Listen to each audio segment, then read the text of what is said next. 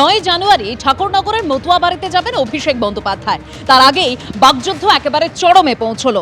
Abhishek Bandyopadhyay police force নিয়ে এলে ঠাকুর বাড়িতে পুজো দিতে দেব না, হাজার হাজার মতুয়া জমায়েত হবে, ধিক্কার মিছিলে হুঁশিয়ারি দিয়েছেন শান্তনু ঠাকুর।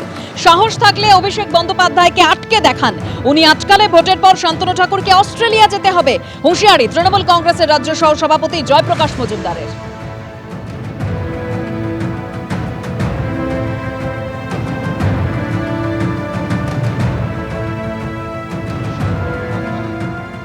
অভিষেক বন্দ্যোপাধ্যায় ঠাকুরবাড়িতে যেভাবে আসে, সেটা ঠাকুরবাড়িতেও একটা ফোর্স দেখাতে আসে, পুলিশ ফোর্স নিয়ে।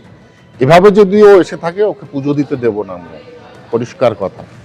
কোনোভাবে ওকে পুজো দিতে দেব না এইভাবে যদি ও আসে।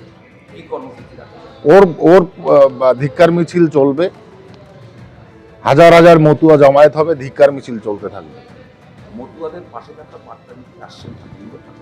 ওদের মতুয়াদের পাশে থাকার কোনো দরকার নেই। ওর পিসি আগে ক্ষমা চাক হরিগুরুচাঁদ ঠাকুরের বিকৃত নামকরণের জন্য, আগে ক্ষমা চাক, তারপরে পুজো দিতে আসবে। আর এদের বিরুদ্ধেই তো হরিচাঁদ ঠাকুর লড়েছে। এই শান্তনু ঠাকুর মতুয়া সম্প্রদায় তাদেরকে ঠকিয়েছেন, তাদের সঙ্গে প্রতারণা করেছেন, মিথ্যের পর মিথ্যে বলে তাদের কাছ থেকে ভোট নিয়ে তাদের আজকে ভোটার লিস্টে নাম নেই, মুখ দেখানোর জায়গা নেই। আর এখন অন্যদের হুমকি দিচ্ছেন। এই ঠাকুর বাড়ি জনসাধারণের, উনি কে যে আটকাবার?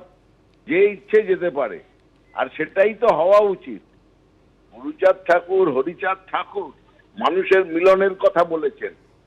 এই রকম দস্যিপনা, ভয় দেখানো, হুমকি ধমকি, মেরে দেবো, আটকে দেব, এসব কি ভাষা?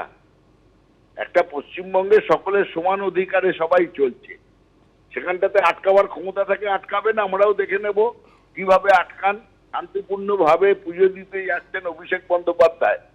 আর শান্তনু ঠাকুর বেশি ওস্কালে এই 2026-এর নির্বাচনে শোচনীয় পরাজয়ের পরে ওনাকে এই দেশ ছেড়ে পালাতে হবে। অস্ট্রেলিয়া গিয়েছিলেন, ভালো ছিলেন, আবার অস্ট্রেলিয়াতেই ফেরত যেতে হবে এই শান্তনু ঠাকুরকে।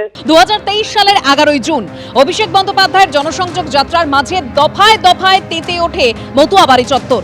বিক্ষোভ ও হাতাহাতিতে জড়ান তৃণমূল ও বিজেপি সমর্থকরা।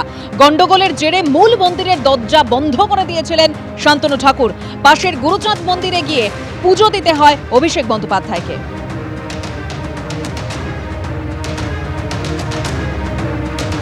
এবিপি আনন্দ, এগিয়ে থাকে, এগিয়ে রাখে।